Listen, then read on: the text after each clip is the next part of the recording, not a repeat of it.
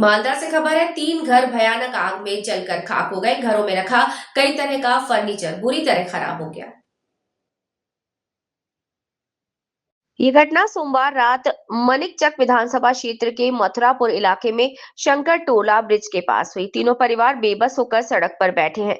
मंगलवार को मालदा जिला परिषद के पूर्व अध्यक्ष गौर चंद्र मंडल प्रभावित परिवारों के साथ खड़े रहे। उन्होंने हर परिवार की हर मुमकिन मदद की।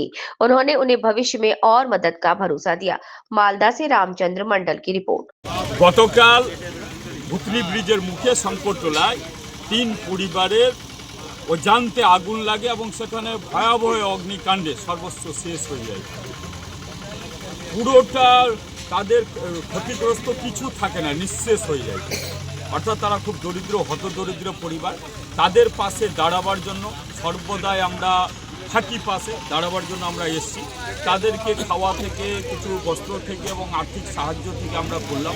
আমরা সবাই আলোচনা করে, ভারতীয় জনতা পার্টির কার্যকর্তারা এসে এখানে আলোচনা করে ওর বাড়ি এবং ওর যা পুড়ে গেছিল দোকানঘর তৈরি করার চেষ্টা করছে। আর করেও দিবে, আমরা কথা দিয়েছি এইখানে, এবং পুরো দমে তাদের পাশে থাকবো, সহযোগিতা করব। পুনরায় যেন সেই পরিবার স্বচ্ছ হোক, দোকান চালাতে পারুক, সেই ব্যবস্থা আমরা করব। কারণ সর্বদাই আমরা মানুষের পাশে থাকি, অসহায় মানুষের পাশে থাকার চেষ্টা করি, আবারও থাকবো। এবং সর্বশেষে একটা কথা বলবো, এই যে ভয়াবহ অগ্নিকাণ্ডের জন্য এই সরকার দায়ী। কারণ যে আগুন লাগতেই পারে কোনো কারণবশত, কিন্তু দমকল কেন্দ্র খোলার জন্য মানিকচক বিধানসভার বা মানিকচকবাসীর দীর্ঘদিনের দাবি ছিল যে একটা দমকল কেন্দ্র যদি এইখানে থাকতো তাহলে ক্ষণিকের মধ্যে আসতো এবং সেই আগুন নিভে যেত, এতটা ক্ষতিগ্রস্ত হতো। কিন্তু এর জন্য দায়ী এই সরকার, এই প্রশাসন।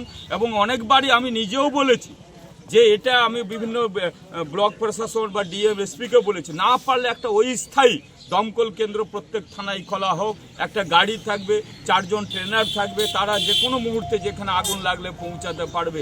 ইভেন কি মালদা জেলার সমস্ত ব্লকে এই ব্যবস্থাটা করার জন্য আমি অনুরোধও করেছি, কথাও বলেছি, কিন্তু তারা তো করবে না।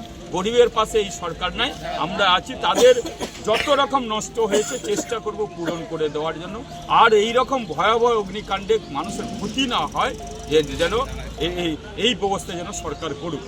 পাশে থেকে খাওয়ার জন্য ব্যবস্থা চাল দিয়েছি, পড়ার কাপড় থেকে শুরু করে শাড়ি, ছোটো ছোটো বাচ্চাদের শীত বস্ত্র এবং আর্থিক সাহায্য বাড়ি করার জন্য আমাদের একটা কমিটি তৈরি করে দিয়েছি।